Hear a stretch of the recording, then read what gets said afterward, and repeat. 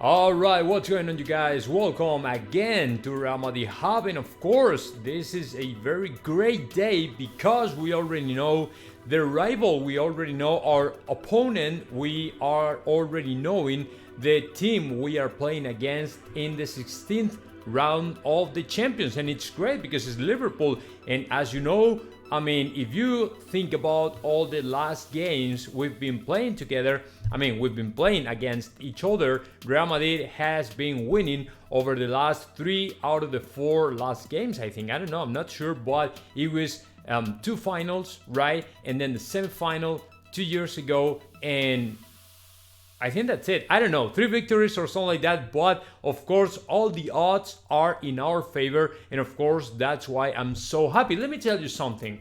I'm not 100% happy just because I wanted to have to Kylian Mbappe in the Bernabeu Stadium, man, because that is like hell, man. We are able to create a kind of super tough atmosphere for players like Kylian Mbappe, who in the past have been messing up with Real Madrid. But unfortunately, it wasn't that. But let me tell you something. PSG will have to play against Bayern de Munich, which is not another walk in the park, as you know. And yeah, but I'm okay with that, man. Right now, Liverpool, as you know, is going through very tough moments. And it's not only, I mean, football-wise, it's bad, but apparently financial-wise, it's even worse. And actually, this is just breaking news, man. According to David Ornstein, okay, Liverpool is on sale. It's for sale, right? I don't really know the reason. I don't know if that is a kind of financial struggle or something like that, but Liverpool is for sale, and yeah, I don't really know why, and I don't really know how can that affect to the Liverpool players in terms of winning to Real Madrid. But let me tell you something. The eliminatory will happen at some point in February, okay? So it's not right now.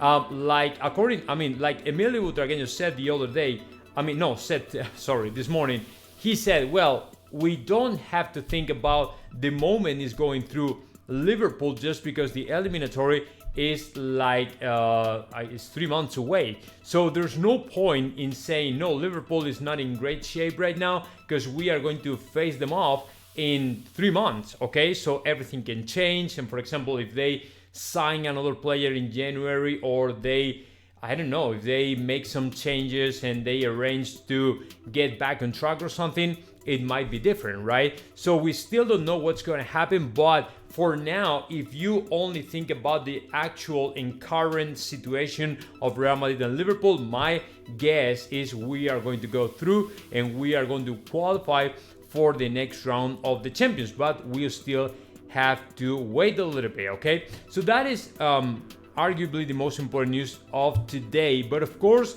there is always happening something, right? There's always something going on, and for example, we've just learned Vinicius Jr., Eder Militao, and RODRYGO Goes have been included in the Brazil's squad list for the World Cup 2022. So congratulations to the 3 players of Real Madrid, and although I don't like to deliver this kind of news, as you know, I'm not very in favor of all the players that go out to play for the national team, but man, this is just the World Cup, so it's a completely different story. We cannot criticize them just because I really understand how happy they have to feel, right?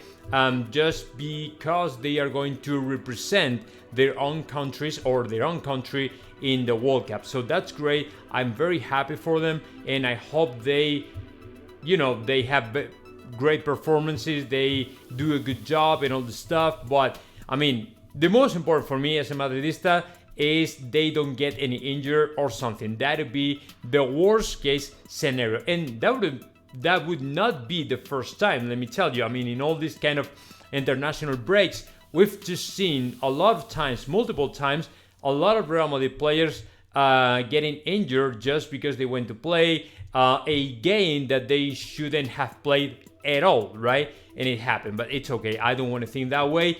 And the other news I have for you all guys is Jose Luis Sanchez said in the locker room of Real Madrid, players are happy. I mean, decently happy, reasonable happy, right? Like, they're not crazy. They're not crazy happy. They're not crazy sad, because they understand a team like Liverpool is fair enough, okay? And we took it like, you know, very good. Like, okay, we are going to face these guys.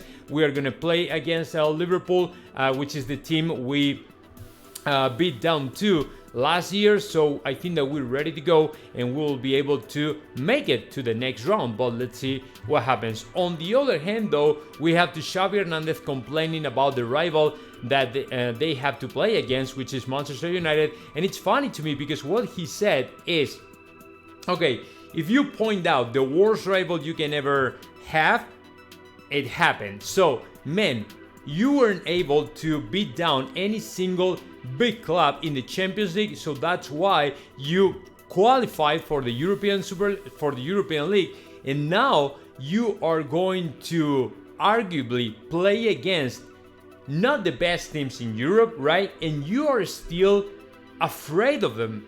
It's funny to me, man. You are the FC Barcelona coach. How a person in your charge, man, can say that? I mean, there's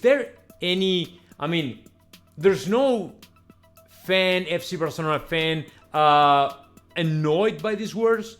I mean, if you're brave enough, if you're smart enough, if you are a coach who is coaching the FC Barcelona, one of the biggest clubs in the world, you cannot say that. You cannot complain about it, man. What you have to do is we're going to try our best. We're going to try to qualify. We are going to try to win this trophy, because we have a big O to the fans. You know, we owe it to the fans. We have to do something for them, right? And that's it. And there's no complaints, no baby crying, no things like that. You know what I'm saying? But he said that, and to me, it was like, man, this guy is completely out of his mind. But apparently, it's not.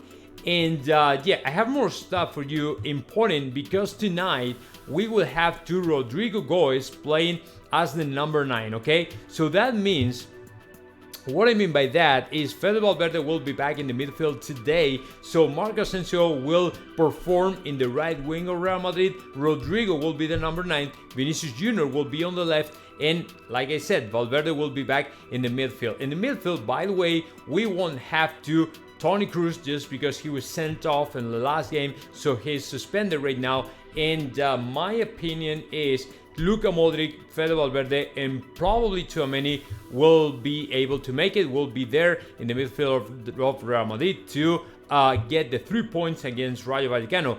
I don't have to tell you, man. It's very important. I'm telling you right now, if we won't get the 3 points, it's gonna be tough for us, because Barcelona won the other day with multiple help from the referee. But I don't want to get into any controversy or something, man. But these guys are ready to go and are ready to fight for La Liga. So for us, the game today is so critical, is so important, okay? So we have to jump into the pitch and try to get the 3 points as soon as possible, okay? So that is very important.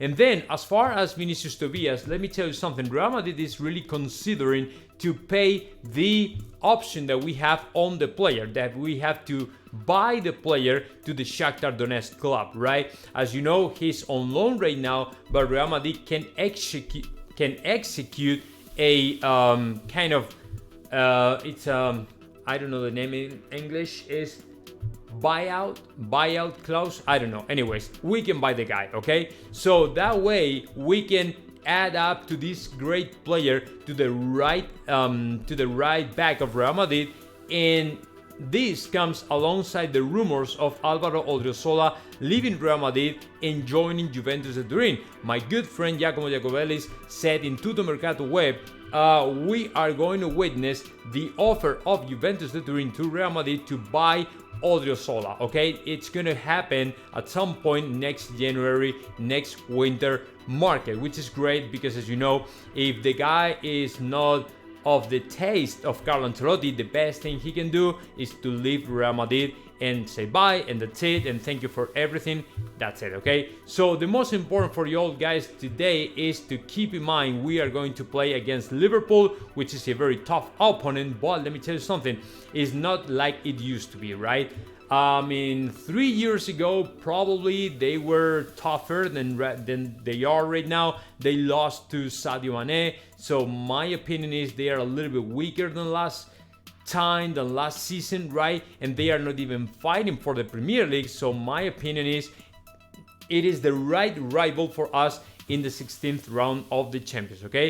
Oh, and the other thing, the last thing I have for you all guys is as far as Bellingham, just because apparently actually Liverpool want to give everything they got to sign this player, because for them is life or death situation, okay? If they're not able to sign a player like Bellingham, they will struggle a lot. Why? Because they are struggling right now with the creation of plays, right? And they really need a player like Bellingham, and considering he's an Englishman, my opinion is he might be close. And the other thing, Liverpool is willing to pay 150 million for the guy, so they are actually thinking about to meet all the expectations from Borussia Dortmund of getting 150 million for the player. So let's see what happens. So that's it. That's what I had for you all guys. Hope you liked the video, and of course subscribe my channel. And tonight we have a game. Remember,